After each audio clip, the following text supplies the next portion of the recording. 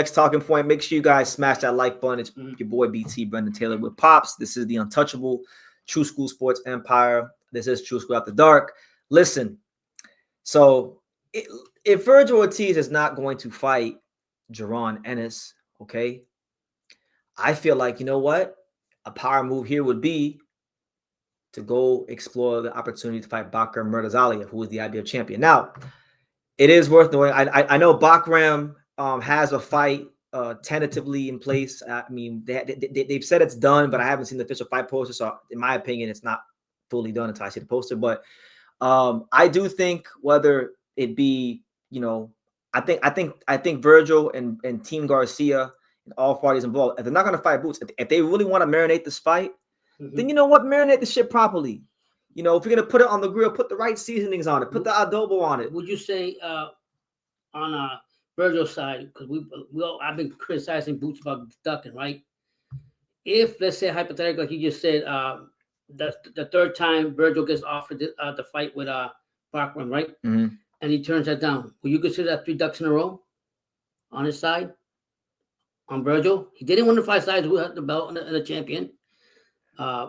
Boots came up all the way from Philly to challenge him, and we don't know what's going to happen there. It's a stalemate right now.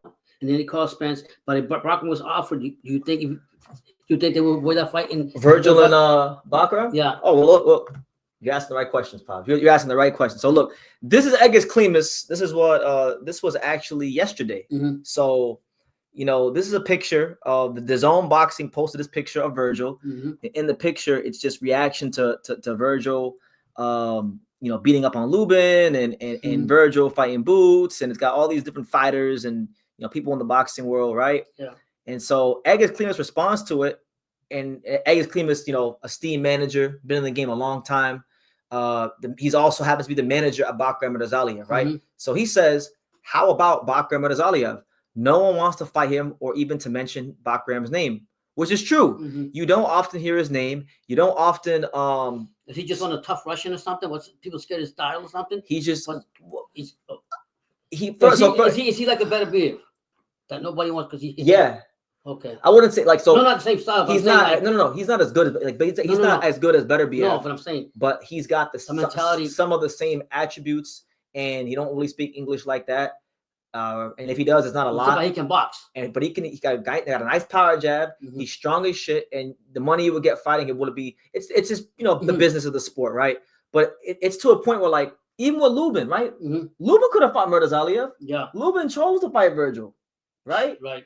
So it is what it is. But the reason I'm bringing Bakhram up is because Egis Klimas brought him up, and you know, if you guys pay attention to my videos, I've said in a lot of my videos about Vergil Ortiz fighting Bakhram, I've said I don't understand why Vergil and his team won't try to go fight Bakhram Murtazaliev. I told you guys, I said Vergil Ortiz should be the most confident fighter in the world. His team should be the most confident in the world of fighting Bakhram, because when Bakhram first got to the States, his trainer was Robert Garcia. So if anybody in this weight class, if anybody in this weight class, knows about him, Bakhram Murtazaliev, it is Vergil. It's Robert Garcia. So the fact that Vergil in particular is not trying to fight Bakhram, to me, because I heard Robert say, well, we wanted to fight him, but the sanctioning bodies wouldn't let us do a unification fight because Vergil has a WBC interim title and Bakhram has an IBF title, right? And they wanted to do a unification fight because if they could do a unification fight, then Vergil wouldn't have to abide by the IBF 10-pound rehydration clause, but he has an interim title, not a real title. So therefore, if you fought Bakhram, you'd have to fight under the IBF rules where you have the 10-day rehydration clause, right? And they don't want to do that because they feel it's going to drain them. It's their prerogative. I feel like Robert, more than most people know about Bakhram. Go ahead, Pops. Yeah, I basically was going to go on what you were saying. And this was the old receipt that Brendan was showing me about 21 or something like that, 2021, when they were training or whatever, Bakhram and Garcia. And I think if Vergil was to fight Bakhram, there shouldn't be no speculation or excuse that, the trainer didn't know this fighter. He actually trained the fighter. So he knows, man. Look. So an advantage. And I'm going to show you. And for those of you guys who feel like, BT just making stuff up, I never seen nothing about that. Well, look, here's Bakhram and Robert Garcia from 3 years ago. It's 3 minutes long, so bear with us. We're going to watch the whole thing, and then we're going to come back right here. Here it is. Name? Bakhram. Familia Murtazaliev, Bakhram. From Got it? Russia? Team From Russia, from same town as Kovalev. Oh, Friend, Kovalev friend. Chelyabinsk? Yes. Same town as Kovalev, right? Same right hand, huh? Oh my God. Beautiful right hand. One more round, okay? We're not done yet. Yeah, insane power this guy's got, man. Woo, man. Igis is bringing the real fucking deal right over here, real fighters. Mr. Klimas is doing a good job finding all these young fighters. Woo, right? That motherfucker's back too. I know. How you doing? I am fine. You? Good what? Now that he's seen you? Yeah, is that what he said? He wants you, huh? No, Robert. Don't lie. Get back to work. Huh? Get back to work. You like Mexicans, huh? You I like Latina. Huh? I like Latina.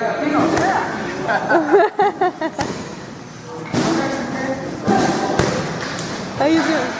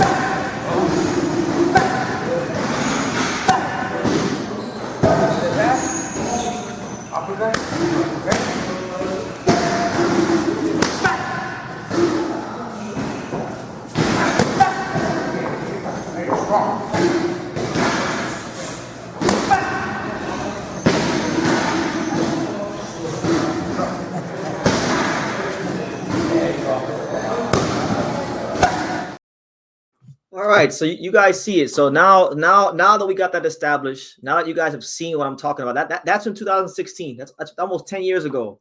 So anybody in this weight class knows Bakhram Murtazaliev.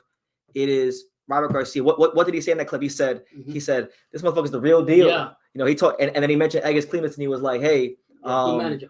great manager. Yeah. He's bringing us these real fighters. You know, so. Vergil Robert knows what's up. Like if they really wanted that smoke with Bakhram, well then shit, they would have pivoted. They would be looking to pivot into the Bakhram fight if they don't fight Boots. Just a question. But we're not doing that. Off the charts, but okay, the hypothetical. Let's say that none of these fights happen. Who would you want Vergil to fight, and who would you want Boots? Who would I want them to fight? No, we know who we want. But let's say Vergil had 3 tries with Bakhram, right? What other fighter would you like to take fourth fighter to take just in case on Vergil's side? And who would you want Boots to so he can stay tuned up? Because since he likes all the tune-ups. If I'm being realistic, I mean maybe I would like to see Boots. I mean I wouldn't mind seeing Boots fight. But woo, he's not 54. Okay, yeah. I would like to see Boots fight. Let me preface this. I don't want to say I want to see him fight this guy, but Opinion. He could fight this guy because he's a common opponent with Vergil and even Crawford. He could fight Madrimov, former champion. Yeah. You know, I don't like Madrimov. Mm-hmm. If not him, then you know they both could probably fight a guy like Brandon Adams who just beat Boachuk in the rematch on the Crawford card. Yeah. Or they could both fight Andre Katsuraikis. But see, them guys ain't big names. Like they're not gonna get no credit beating them guys. You know. Okay. But those are coming. Just keep them in shape until they decide what they're gonna do, which way direction they want to go, or they're just gonna stay in stalemate. Do you think it's going to last long, just think? I think what this guy said right here, we need one of the champions to make the fight more significant. I feel like, look, I get it, but like they are what they are. Like if Boots wins a world title against, let's just say, if Boots beat I mean, I guess it would make it a little bit bigger if one of them won a world title, but how much bigger would it be? Like, they're not commodities on that level yet. They can't become stars really until they fight each other. Them fighting each other is what's going to make them bigger. And if the fight is what we think it could be, then you can do a rematch and it's going to be even bigger. And both guys get paid more, and both guys now be stars, and the whole divisional benefit, because now Boots' profile is higher, Vergil's profile is higher, and then now anybody that fights those guys, now their profile becomes bigger because these guys are bigger. So it's a domino effect, and they have a responsibility to the sport of boxing to get it done. Not just the fighters, but I'm talking double and triple to the teams, to the Robert Garcias of the world, and Eddie Hearn and Rick Morrigan and everyone around the fight, in and around the fight. MAW says Bakhram is the boogeyman at 154. Sadly, more because he's considered high risk, low reward. Popularity matters. Boxing fans know Bakhram, casuals don't, and casuals play a huge part in sales. Money wise, I get it, but like, see, I don't like that talk, but I understand it when a guy is a contender, when a guy is a prospect. Okay, but I'm sorry, once you win a world title, that's out the door. Everyone is a champion. You know, he's on that level now, so you can't talk about him like that. If we the public and if we the public and even the business, if you allow the fight game to treat Bakhram like that, you're diluting what it means to be a world champion. Wow. If Bakhram is still going to be treated like a fucking prospect while he has a belt, a dangerous prospect or contender when he has a belt, then what was the point of him winning the belt in the first place? What's the point of having a belt? What's the point of even trying? What's his option? Because he can't stay just like sitting there holding the belt forever. Well, he's gonna fight Josh Kelly. Oh yeah, as the B side. Yeah, okay. I'm pretty sure he has to go to England, and Josh Kelly's gonna be the A side, and they're gonna try to get Josh Kelly that belt. But he's a champion. Yeah, but the Eddie Hearn is promoting Kelly, and so that's what it is. But what do you guys think? Because I feel like Bakhram and Vergil really, and even if it wasn't Vergil, if it was Bakhram Boots, Bakhram versus any of these guys would just be a great fight. You know, a dangerous fight, a violent fight. You know, but a fight that would tell us a lot about this division. Yeah, you know. So yeah, really, honestly, if I could be extra honest with you guys, when Boots is at 47, I remember last year around this exact time when Bakhram burst onto the scene, and I was starting to get frustrated with like the whole thing with Vergil and Boots last year. I said, you know what? If Boots was really what people think he is, and what part of me still wants to believe he is, he would just say, you know what? Fuck all this. I'm going to 54. I'm gonna go right after Bakhram. But they're not gonna do that.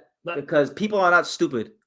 People are not stupid. Like Robert, I just showed you guys a video of Robert Garcia in the gym at Bakhram, and you saw what he said.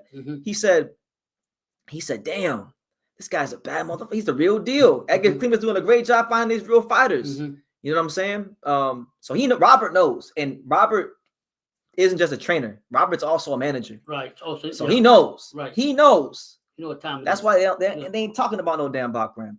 But it is what it is. You got your best rooster in the cockfight. Put him out there and see what happens. I'm talking about Vergil fighting this guy right here. Yeah. Vergil didn't want that Bakhram fight before, but that's a great point, BT. But we'll see. Bakhram versus Kelly. Bakhram versus Kelly is good. Like I'm not mad at Bakhram. I'm just happy to see Bakhram and Kelly, or Bakhram in the ring again. I feel like as a champion, you should respect and fight him. You should be fighting. Like, and Matt said that I'm the only person that talks about Bakhram. Honestly, I mean, listen, I'll never forget this guy. I'm gonna tell you what I was doing last year while he was fighting. So when Bakhram was fighting, I didn't watch the fight. There wasn't a live on this channel last year. When Bakhram was fighting, I remember that Saturday I went. I think me and Angelo we went to the fair. Yeah. What you mean, the balloon fair? Went to the fair. There was a fair in Vegas. We went to the fair. And we just had fun at the fair. And then I came back because I'm like, oh, Tim Tszyu, he'll be because I watched a little bit of Bakhram. And I'm like, oh, he's strong. But like at that point, I mean, Tim had lost to Vendura. I'm like, yeah, Tim should win, right? Bakhram beat the dog shit out of him. And then I was like, okay. So I never forgot it because it was one of those fights that when you saw the highlights or when you saw it live, you're like, damn, this guy is Truth. Because we see so many fighters that get pushed down our throats from the promoters that really Can't aren't do that damn good. And when we get a guy who doesn't get talked about at all, who Jamel Charlo ducked when he was the mandatory for Jamel Charlo. Jamel Charlo didn't want to fight Bakhram, you know. That So tells you something. tells you something. Flip it. If Boots